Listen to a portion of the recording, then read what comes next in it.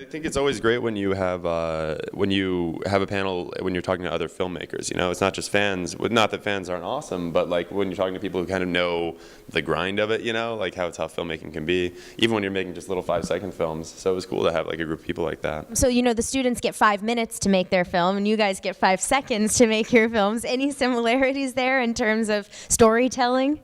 I would say showing and not telling. The simpler you can get the story across, the better. Which is kind of a rule of filmmaking in general, yeah. Like the idea that you don't want to always be explaining everything. Nobody wants to be lectured when they go to a film. You want to see it happen in front of you. And we talked a little bit with them about like the way restraints are kind of freeing, like knowing that you only have 5 minutes to work within. You structure your story around that, and you make it all work based on that. And with us, with 5-second films, it's a similar thing.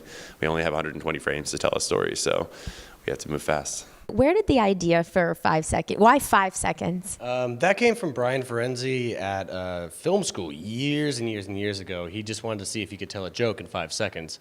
And, if it was possible, and Jesus, it is very possible. Do you guys ever find yourself going, gosh, I need 6 seconds? Yes, there are a few jokes that we would think would play better if there was more pause of a silence, but what are you going to do? And when we actually do have a 5-second film that does have a beat of silence in it for awkward pause, it's just That's great. When you guys heard about Vine, were you like, hey, where'd you get that idea? Well, we were surprised, but we were also at the same time felt validated because a lot of people in the tech world were saying, hey, this is just like 5-second films, but with 1 extra second. And, it made validated us. And we even got on CNN to talk about it. Mm-hmm. And they could have made it 5 seconds, which really would have just screwed us over. But thank you, Vine, for making it 6. Yeah, it's true. And we also judged a film festival that Vine was doing a collaboration with Tribeca. Wow. Judging basically like little 6-second films, and it was so long. Yeah. just all this wasted time. Yeah, it drags. It just drags and goes. Where is this going? If you have a lot of ideas and you have things you want to make right now, you should just go ahead and start doing that because there's not a lot of excuses left. I mean, editing software is relatively inexpensive. You have a Mac Pro, guess what? You can make a movie. If you have a Mac, any Mac laptop, DSLRs are a dime a dozen. They're everywhere. Someone I guarantee probably has one. So you can make films really easily, and the distribution model is gone. Like we would complain growing up that how do we get our movies seen? We have to get people together on a couch to show them. Literally, that's how it worked.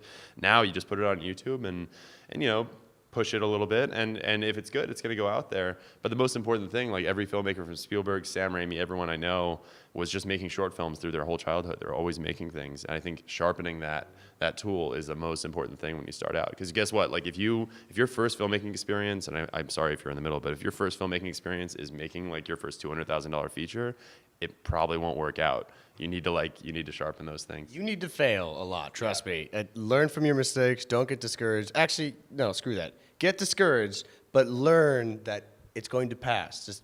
You're going to have your moments of doubt, that's fine, everyone does, but just keep going, keep filming. And John's right, there's no excuse. You have to, all the equipment's here, and find your filmmaking family, that's what I say. And feedback too. You'll get feedback instantly on YouTube. People will tell you if they like what you're doing. They'll tell you what you're doing wrong, they tell you what you're doing wrong. Yeah, you can learn, and you can't pander to them too much.